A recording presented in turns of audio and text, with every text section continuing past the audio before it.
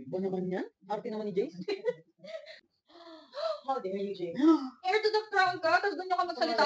Ay, dito, sasampalin kita, isa lang. Ano mga subjects mo? Yun ang problema pag hindi nakakaano sa Touch grass eh. Nakaka-adaptasyon mo. puro lahi-lahi lang nilang. Pinipilit ba niya umiyak o pinipigilan niya umiyak? Do you think I would have dark hair? Alam niya. Alam na ko Diba? eh. Ba't mo kinonfront? Anyway, don't blame yung Ron. You his father. That is so wrong. Ito kasi mo lang talaga nila. Don't forget na kahit sino yung ipanganak ni Rhaenyra in the air. Ako siya sa legitimacy na. It wouldn't matter, really, honestly. Rhaenyra is the heir. Yun yung logic ni Jace, ba't ba? There's no logic in that. Exactly. Itsura lang talaga. Ganda lang ang kambag.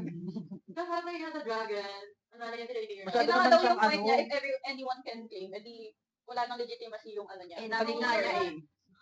I don't get mga people. If there's one thing about their show, is yung At saka weird, ikaw yung nagsuggest niyan in the first place. Yeah. Now, what do you Maghanap sila expect? ng- Go up sa book, yung mga court jesters.